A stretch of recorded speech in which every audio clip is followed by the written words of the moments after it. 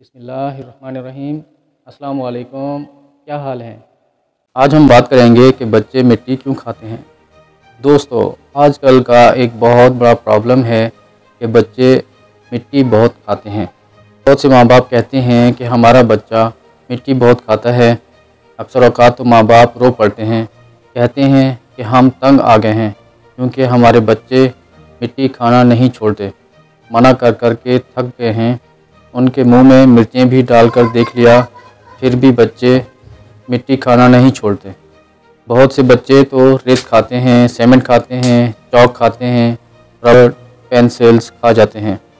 दीवारों में से कलर डिस्टेंबर खुरच खुरच कर खा जाते हैं और जहाँ भी ऐसी कोई चीज़ मिलती है वो खा जाते हैं। माँ बाप कहते हैं कि हम बहुत परेशान हैं, उसका कुछ हल बताएं। इस चीज़ की कमी की वजह से बच्चों में ये आदत पड़ती है। बच्चा ऐसी चीज़ें क्यों खाता है जिसके खाने का कोई फ़ायदा नहीं, जिसमें कोई ताकत नहीं? क्या वजह है कि बच्चा रोटी या कोई ऐसी ग़िज़ा जिसके खाने से फ़ायदा हो, जिस्म को ताकत मिले, की बजाय ऐसी बेफ़ायदा चीज़ें खाने लगता है? दोस्तों, ऐसी बीमारी को कहते हैं पीका। पीका बीमारी में ये होता है कि बच्चा नॉन फूड आइटम खाना पसंद करता है जिसका फूड से कोई ताल्लुक़ नहीं होता। और ये होता क्यों है? बच्चा जब छोटा होता है तो ये एक नेचुरल सी बात है कि वो चीज़ मुंह में डाल देता है जो भी उसके हाथ में आ जाए। और फिर जब बच्चा बड़ा होता है, 1.5 साल 2 साल का, तो उसमें थोड़ा सा शऊर पैदा होता है कि कौन सी चीज़ खाने वाली है और कौन सी नहीं है। लेकिन उसके बावजूद वो चीज़ें खाता है जो नॉन फूड हैं, जिसमें कोई न्यूट्रिशन नहीं है। नॉन आइटम फूड में मिट्टी है, बजरी है, सीमेंट है, रबर है, चौक है, पेंसिल्स हैं। इसके ऊपर अलर्ट हो जाएं, कुछ न्यूट्रिशंस की कमी होती है, विटामिन्स की कमी होती है, वो मैं आपको बताऊंगा। इसमें सबसे कमी खून की होती है।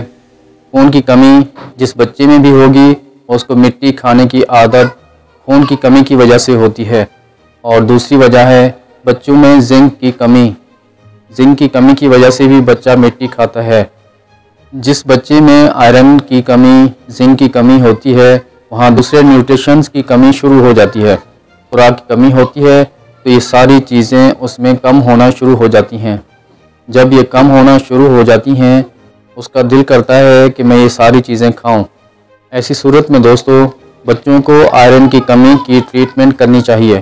विटामिन डी की कमी भी हो सकती है, कैल्शियम की कमी भी हो सकती है। तो सबसे पहले तो ये करें कि मैं आपको 2 से 3 चीज़ें बताऊंगा। अगर आपका बच्चा मिट्टी खाता है तो उसको आयरन का सप्लीमेंट देना शुरू कर दें। कुछ तो मैं आपको बताऊंगा। इसमें माल्टोफर भी आता है, रूबीफर भी आता है। अगर आपका बच्चा बहुत छोटा है तो आधा चम्मच दूध में मिलाकर दे दें। अगर आपका बच्चा थोड़ा बड़ा है तो 1 चम्मच दूध में मिलाकर दे दें। शुरू में आप थोड़ी डोज दें क्योंकि आयरन सप्लीमेंट की वजह से पेट भी ख़राब होने का अंदेशा होता है। इसके अलावा आप जिंक का कोई सा भी सप्लीमेंट दे सकते हैं। इसमें जिंक ओडी है या जिंक एड है। ये सिरप जो कि बच्चों को मोशन होने की सूरत में दिए जाते हैं, उसको भी आप रोज़ाना आधा चम्मच दे सकते हैं। इसके अलावा वाइटालिन एम के नाम से एक शरबत आता है। वाइटालिन एम सिरप में मिनरल्स भी होते हैं और विटामिन्स भी होते हैं। ये भी आप दे सकते हैं रोज़ाना 1 चम्मच। इसके अलावा आप विटामिन डी और कैल्शियम के सप्लीमेंट दे सकते हैं। अपने बच्चे के डॉक्टर की हिदायत के मुताबिक दे सकते हैं। दोस्तों, ये 3 चीज़ें आयरन, जिंक, विटामिन डी और कैल्शियम, ये 3 चीज़ें बच्चे को टाइम पे मिल जाएं, इससे खून की कमी ना हो, तो बच्चा कभी भी मिट्टी खाने की तरफ नहीं आएगा। जैसे जैसे बच्चे बड़े होते हैं उनकी ये प्रॉब्लम्स दूर होती रहती हैं और जैसे जैसे ये कमी ख़त्म होती रहती है और जैसे जैसे बच्चे बड़े होते हैं, इसी कंडीशन में 8-8, 10-10 साल और कुछ तो अडल्ट होते हैं, कुछ चावल खा रहे होते हैं, चौक खा रहे होते हैं, मुल्तानी मिट्टी खा रहे होते हैं और कुछ औरतें तो मुल्तानी मिट्टी बड़े शौक़ से खाती हैं। इन लेडीज़ में भी आयरन की कमी की वजह से ये आदत होती है।